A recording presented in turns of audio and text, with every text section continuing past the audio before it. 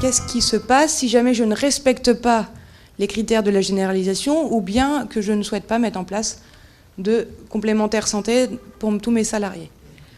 Alors, il n'y a pas de sanctions précisées par les textes. Cependant, il y a quand même des risques.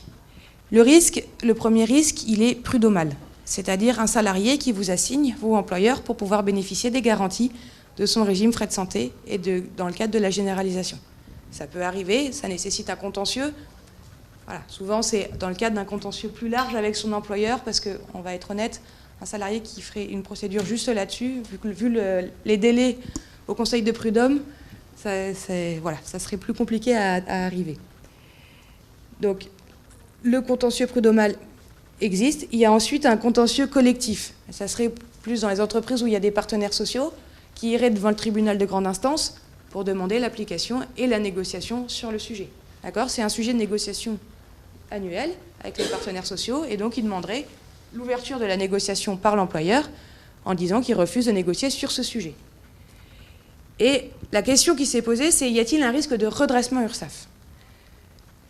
Vous savez que nos régimes complémentaires collectifs et obligatoires bénéficient d'exonérations de cotisations sociales. À ce titre, ils sont avantageux. La question s'est posée, est-ce que si jamais, comme c'est dans le Code de la Sécurité sociale, si jamais je ne respecte pas mes obligations minimales, est-ce que je pourrais perdre ces avantages sociaux ? À mon avis, non. Parce que la généralisation n'est pas un critère d'exonération. Vous savez qu'on a des critères d'exonération qui sont les catégories objectives, qui sont un caractère collectif et obligatoire, qui sont l'affiliation de l'ensemble des salariés, mais on n'a pas l'obligation de garantie minimale ou l'obligation de cotisation minimale, comme dans le cadre de la généralisation. Donc, il est à penser que certains contrôleurs URSSAF essaieront d'aller sur le sujet, mais que, comme la loi ne prévoit pas ce critère-là et cette obligation-là, ça serait compliqué. Après, des échos existent où ils disent que si, c'est un critère, mais comme c'est que des échos de l'ADS, de la Direction de la Sécurité sociale, et non pas un écrit, c'est non pas un texte officiel qui est opposable aux employeurs, se faire redresser sur ce critère-là est, à mon avis, impossible.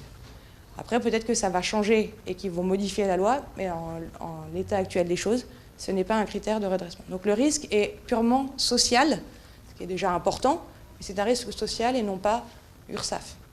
La deuxième chose à voir, c'est les conséquences du caractère non responsable du régime.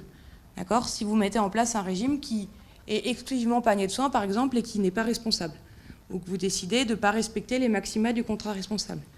Les risques, ils sont lourds et importants financièrement. Parce que là, par contre, vous perdez les avantages sociaux attachés à ces régimes. D'accord ? Vous ne bénéficiez plus des conditions d'exonération. De même, vous n'avez plus la déductibilité fiscale de l'impôt sur le revenu pour les salariés. Ensuite, vous avez une taxe sur les conventions d'assurance qui est à son taux de 14% et non pas à son taux minoré de 7% applicable aux contrats responsables. Ça, c'est dans les contrats collectifs et obligatoires. Dans les contrats collectifs, facultatifs et individuels, vous avez aussi la majoration de la taxe sur les contrats d'assurance et la perte du bénéfice de l'ACS. Donc ça, c'est moins vrai maintenant parce qu'ils ont réformé la procédure de l'ACS et on a des contrats qui sont labellisés. Mais c'est encore vrai jusqu'à l'échéance des aides individuelles des personnes qui en bénéficient.